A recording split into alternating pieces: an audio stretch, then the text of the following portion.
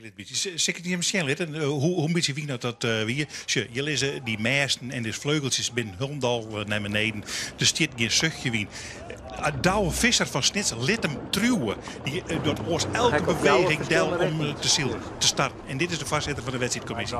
Kobus de Vries. Hij zielt Olympia al en hij wil het vreselijk graag goed. Want Piet Paulus maar 100 keer aan de telefoon. Maar de witte vlaggen die waait erin. Dat betekent uitstel voor een onbeperkt tijd. Nee, het lijkt het heel min. Nou, dan ben je bij alle moderne middelen dwaande om eens te zien hoe het is. Zien hoe die draait. Ja, die wien draait. Probeer maar op Noord-Noordwest. Dan moet ook zo snel mogelijk. Ja, dat hebben we nou eenmaal. Ja. En zak het er weer om naar Zuidoosten. Hij zegt dan is er helemaal niks meer. Nee, dan is er niks meer. Maar de tonnenwolf verpleert die gaat naar een huloren plakt. Hij gaat letterlijk weer om. Ja? Dat is geen probleem, want de wind die draait en die draait en die draait. Hij wil nou 10 minuten wachten, dan belt die Piet weer om. Nee, Piet belt het met 10 minuten weer om. Maar dit is precies wat zet Piet op de waarkaart niks. Dat de wind nou helemaal fut valt. Ja. En dan hoest ik echt net meer een jelle te wachten. Nee, dan kerst het voor. Dus de oude losvlaggen komt er al op te hingen. Dat doet Kobus zelf. Niks. Er is nog niks.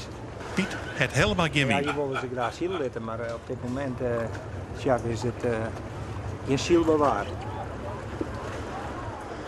En Jacques Kramer, de oude SKS-voorzitter, is ik somber. Dan het stadskip verpleetsen en toch de startton maar uitlezen.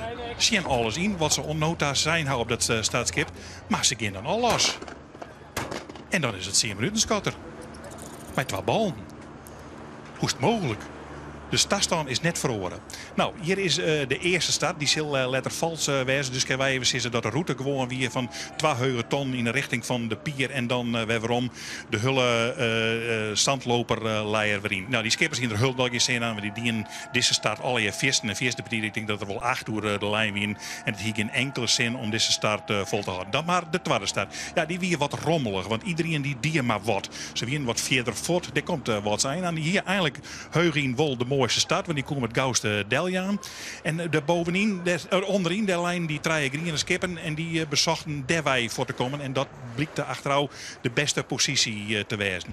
Nou, maar dan komen we bij het gekliemsje. Berend Minkshot dat oor, die weer wordt let. Die zo mooi bij die tonnen komen. Maar ja, die moest maar wachten op oren die ter alle lijn. En dan blikt uiteindelijk dat bij de heugste tonnen Snits de eerste is. Snits die draait op tijd om voor te komen. En die kan voortkomen van Ljouwert, van de Lemmer bedoel ik. En die kan eerst om die tonnen komen. Snits leidt voor. Maar wat gebeurt er achter eigenlijk al hier? Ja, daar komt Lemmer on en daar komt Bolzet on. Die zetten er voort al duim bij. En het eerbe grauw, dat maakt overal achterlangs. Dat maakt achter wat zijn langs. Dat maakt achter Drachten langs. En Aas is ik nog achter de Jouwer en de hele mannen langs. Hij komt maar net verder en verder.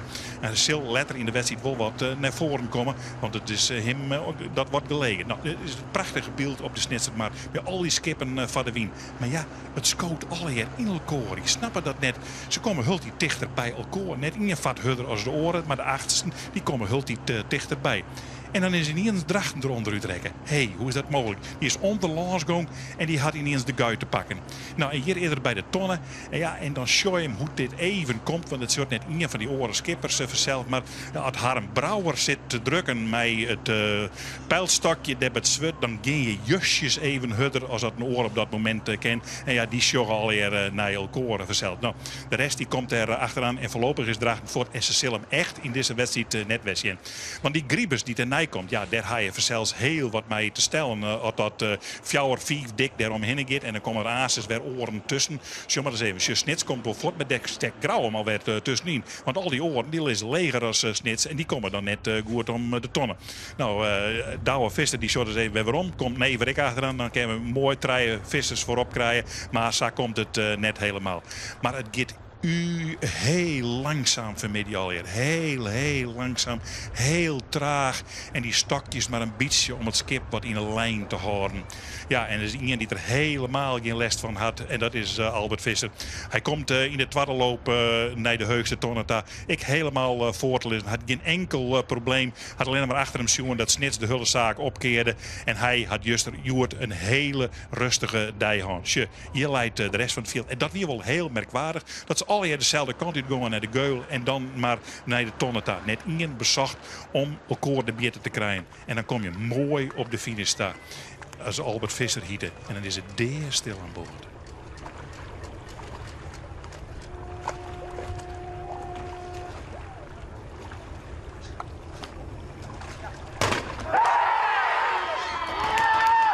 Ja. En dan er even wat meer lawaai. Zelfs als de man de oerwinning vieren. En wat zij op dat moment net zo had, dat zo bij nee, ja, daar komt de pijler nog gewoon deergelokkig met de oerwinning verzels. En dat had die man ik wel verzeren, want het is Albert Visser zijn eerste oerwinning in het officiële ijskerscoetjesziel. Maar dit binnen de oren leidt al je trollen heen, maar gelukkig gaat Joeke het al je op een richtje krijgen en die had een uitslag.